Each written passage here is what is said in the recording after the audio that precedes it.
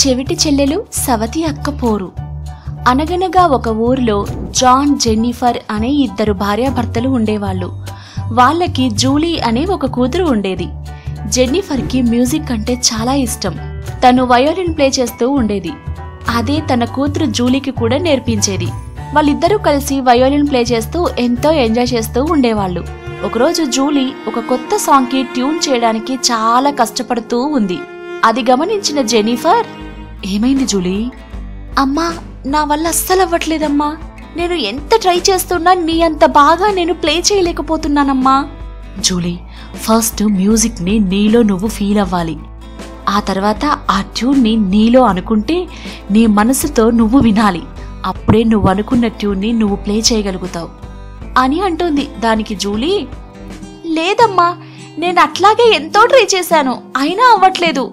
బహుశా ఈ ఇన్స్ట్రుమెంటే బాగోలేదేమో అమ్మా. సరే, ఒకసారి కళ్ళు మూసుకొని ఆ సాంగ్ ని నీ మనసులో అనుకో అని అంటుంది. అది విన్న జూలీ కొద్దిసేపు కళ్ళు మూసుకొని ఆ సాంగ్ ని తన మనసులో అనుకుంటుంది. అప్పుడు జెన్నిఫర్, ఇప్పుడు ప్లే చేయి అని అంది. దాంతో జూలీ ఆ సాంగ్ ని ప్లే చేస్తుంది. ఆ సాంగ్ ఎంతో బాగుంటుంది. అది విన్న జూలీనే షాక్ అవుతుంది. జెన్నిఫర్తో, అమ్మా, ఇదేనమ్మా, ఈ సాంగ్ ఎప్పటి నుంచి నేను ప్లే చేద్దామని ట్రై చేస్తున్నా తెలుసా, ఇప్పటికి వచ్చింది. చాలా బాగుంది కదమ్మా. చాలా అంటే చాలా బాగుంది జూలీ అని చెబుతుంది. అలా జూలీని దగ్గరికి తీసుకుని నుదుటిపైన కిస్ చేసి హక్ చేసుకుని ఇలా అంటుంది, నువ్వు పెద్దయ్యాక మంచి మ్యూజిషియన్ అవ్వాలి, సరేనా అని అంటుంది. ఈలోగా జూలీ ఏదో చెప్పే లోపే అక్కడ హఠాత్తుగా పెద్ద భూకంపం వస్తుంది. దాంతో అక్కడ ఉన్న బిల్డింగ్స్ అన్నీ కూలిపోతాయి. ఆ ప్రమాదంలో జెన్నిఫర్ చనిపోతుంది. జూలీకి తలపైన గట్టిగా గాయమవుతుంది. దాంతో జూలీకి చెవులు పనిచేయడం ఆగిపోతాయి. దాంతో జూలీ మ్యూజిక్ కూడా వినలేకపోయేది. తన అమ్మ జెన్నిఫర్ని తలుచుకొని తను ఇచ్చిన వయోలిన్ని పట్టుకొని ప్రతిరోజు ఏడుస్తూ ఉండేది. అది చూసిన జాన్కి ఏం చేయాలో అర్థం కాలేదు.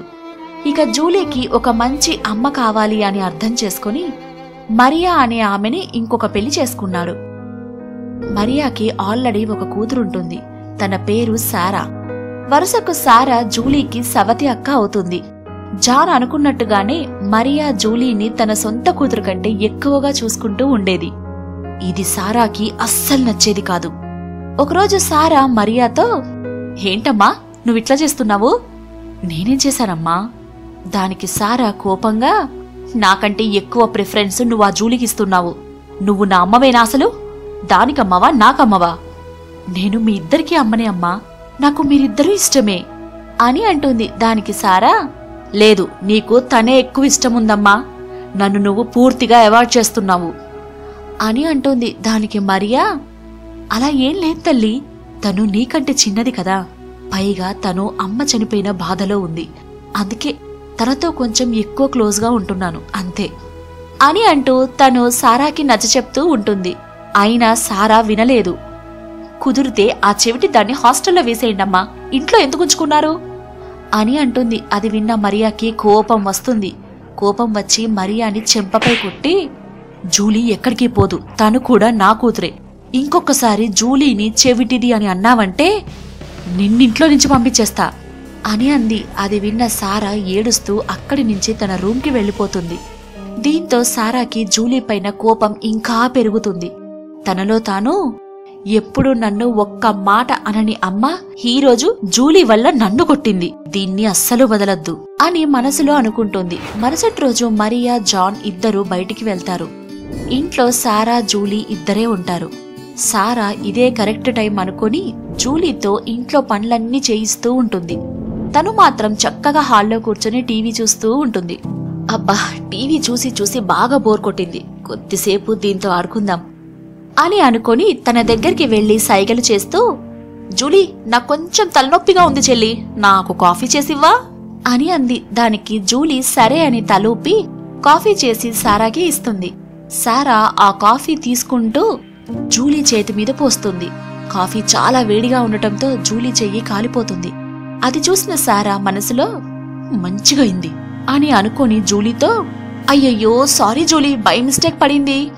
ఆగు, దీనికి పసుపు పూస్తాను, తగ్గుతుంది అని చెప్పి పసుపుకి బదులు కారం పూస్తుంది.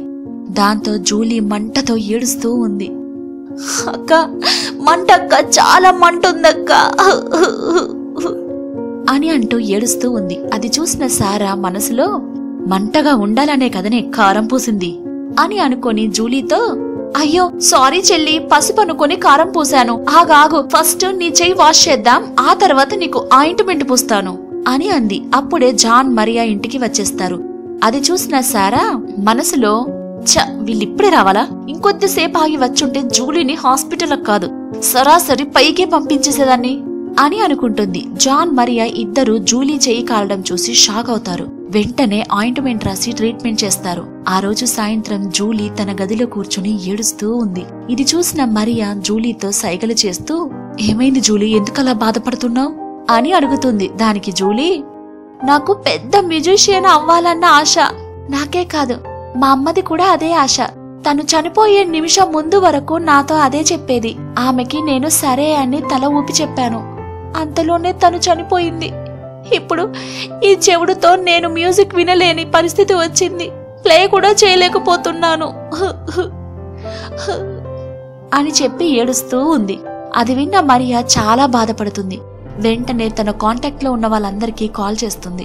అలా తన కాంటాక్ట్ లో దొరికిన బెస్ట్ ఈఎన్టీ డాక్టర్ దగ్గరికి జూలీని తీసుకుని వెళ్తుంది. ఆ డాక్టర్ జూలీని చెక్ చేసి జూలీకి చెవిటి మిషన్ అమర్చాడు. దాంతో జూలీకి అన్నీ వినిపిస్తూ ఉంటాయి. జూలీ ఎంతో సంతోషిస్తుంది. తన కోసం ఇంత చేసిన మరియాని హక్ చేసుకుని థ్యాంక్స్ చెప్తుంది. అలా మళ్ళీ తన వయోలిన్ ప్లే చేస్తూ ఉంది. దాంతో సారాకి జూలీ అంటే ద్వేషం ఇంకా పెరుగుతుంది. ఒకరోజు జూలీ మ్యూజిక్ కాంపిటీషన్ కోసం ప్రాక్టీస్ చేస్తూ ఉంటుంది. అప్పుడు సారా జూలీ దగ్గరికి వచ్చి, ఏంటి చెల్లి, మ్యూజిక్ కాంపిటీషన్ కి బయలుదేరుతున్నావా అని అడుగుతుంది. దానికి జూలీ, అవునక్క, నెక్స్ట్ పర్ఫార్మెన్స్ నాదే. హో అవునా, ఓకే ఓకే, సరే గాని ఇప్పుడు ఆ హియరింగ్ మిషన్ పెట్టుకున్నావు కదా, బానే వినిపిస్తుందా అని అంటూ జూలీ చెవి మీద ఉన్న హియరింగ్ మిషన్ తీసుకొని దాన్ని విరక్కొడుతుంది. అది చూసిన జూలీ షాక్ అవుతుంది. విరిగిపోయిన హియరింగ్ మిషన్ ని చూసి బాధపడుతుంది. అప్పుడు సారా, బాధగా ఉందా? నాకు అలాగే ఉండేది. నువ్వు ప్రతిసారి మా అమ్మకి క్లోజ్ అవుతూ ఉంటే, అందుకే ఆ రోజు నీ మీద కావాలనే కాఫీ పోసాను. ఇప్పుడు కూడా నీ హియరింగ్ మిషన్ ని విరక్కొట్టాను. ఇప్పుడు ఇవ్వవే పర్ఫార్మెన్స్, చెవిటిదానా అని తిట్టి అక్కడి నుంచి వెళ్లిపోతుంది. అది చూసి జూలీ చాలా బాధపడుతుంది. తనకి ఏం చేయాలో అర్థం కాదు. హియరింగ్ మిషన్ లేకుండా ఆ పాట వినలేకుండా ఎలా ప్లే చేయాలో తన ఆలోచనలో పడిపోయి ఏడుస్తూ ఉంటుంది. అప్పుడు తనకి తన అమ్మ జెన్నిఫర్ చెప్పిన మాటలు గుర్తొస్తాయి. జూలీ, ఫస్ట్ నీ మ్యూజిక్ ని నీలో నువ్వు ఫీల్ అవ్వాలి. ఆ తర్వాత ఆ ట్యూన్ నే నువ్వు నీలో నువ్వు పాడుకుంటూ ఉంటే నీ మనసుతో నువ్వు వినగలగాలి. అప్పుడే నువ్వు అనుకున్న ట్యూన్ ని నువ్వు ప్లే చేయగలుగుతావు. ఆ మాట గుర్తు తెచ్చుకొని తను చెప్పినట్లే స్టేజ్ పైకి వెళ్లి వయోలిన్ ప్లే చేస్తూ ఉంది. తను ఏం ప్లే చేస్తుందో తనకు వినిపించకపోయినా తన మనసులో ప్లే అవుతున్న మ్యూజిక్ ని ప్లే చేస్తూ ఉంది. అది విన్న జనాలందరూ షాక్ అయ్యారు. ఆ మ్యూజిక్ ఎంతగానో నచ్చుతుంది. అలా ఆ కాంపిటీషన్ లో జూలీనే గెలుస్తుంది. అది చూసిన మరియా, జాన్ ఎంతో సంతోషిస్తారు. మ్యూజిక్ వినపడకపోయినా అంత బాగా మ్యూజిక్ ప్లే చేసి జూలీ టాలెంట్ చూసిన సారా షాక్ అవుతుంది. ఆ రోజు నుంచి సారాకి జూలీ మీద ఇష్టం పెరుగుతుంది. అలా మన జూలీ పెద్ద మ్యూజిషియన్ గా ఎదిగిపోయింది. అలాగే తన ఫ్యామిలీ మొత్తం కూడా ఎంతో ప్రేమగా సంతోషంగా ఉంటున్నారు.